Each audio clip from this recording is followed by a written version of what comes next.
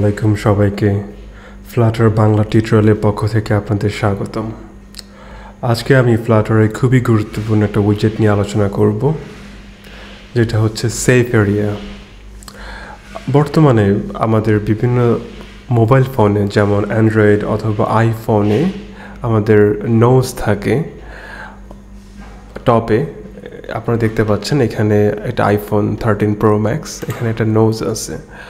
অনেক সময় দেখা যায় যে আমাদের অ্যাপটা যদি সেফ এরিয়ার মধ্যে না থাকে, তাহলে দেখা যায় নোজের সাথে ইন্টারফিয়ার করে, অথবা দেখা যায় যে স্ট্যাটাস বারের সাথে ইন্টারফিয়ার করে, অথবা বটমে দেখতে পাচ্ছেন এই বর্ডারের নিচে চলে আসে আমাদের অ্যাপের মেন ইউআইটা। সো আমরা এই প্রবলেম থেকে উত্তরণের জন্য আমরা সেফ এরিয়া ইউজ করে থাকি। সো এই ভিডিওতে আমরা একটা ডেমোর মাধ্যমে দেখব সেফ এরিয়া ইউজ করলে আমাদের কি সুবিধা হয় এবং না ব্যবহার করলে কি অসুবিধা হয়। এখানে স্ক্যাফোল্ডের বডির মধ্যে আমরা একটা কলাম নিয়ে নিলাম, কলামের মধ্যে চিলড্রেনে একটা কন্টেইনার নিয়ে নিলাম।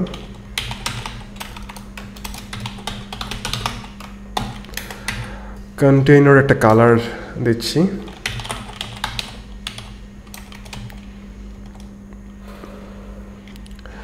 এবং এটাকে আমরা এক্সপ্যান্ডেড করে দেব। আমরা এক্সপ্যান্ডেড উইজেট দিয়ে এটাকে র্যাপ করে নিলাম। এখন রান করে দেখি কেমন দেখায়। আপনারা দেখতে পাচ্ছেন যে আমাদের কন্টেইনারটা গ্রিন কালার একদম সম্পূর্ণ নিয়ে নিচ্ছে, একদম বটম হইতে একদম অ্যাপবার পর্যন্ত।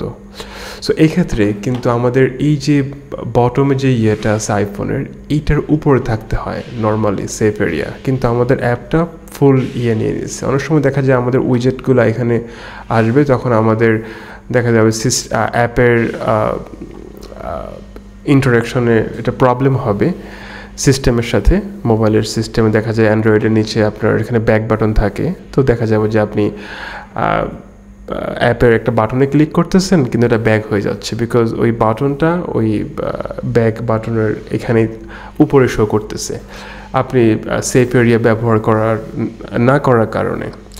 তো এখন যদি আমরা সেফ এরিয়া ব্যবহার করি এখানে, তাহলে পরিবর্তনটা কি হবে সেটা আমরা দেখব। এখন দেখতে পাচ্ছেন যে একদম ফুল স্ক্রিন জুড়ে আমাদের গ্রিন কালারটা নিয়ে নিছে। এখন যদি আমরা এই কলামটাকে স্ক্যাফোল্ডের বডিটাকে যদি আমরা সেফ এরিয়া দিয়ে র্যাপ করি, তাহলে কি হয় দেখেন। সেফ এরিয়া দিয়ে র্যাপ করলাম, এবার রান করে দেখি। দেখতে পাচ্ছেন যে নিচে অলরেডি এই গ্রিনটা উপরে উঠে গেছে, কারণ এতটুকু কিন্তু আমাদের সিস্টেমের জন্য লাগে। মোবাইলের ব্যাক বাটন অথবা মিনিমাইজ বাটন এখানে থাকে।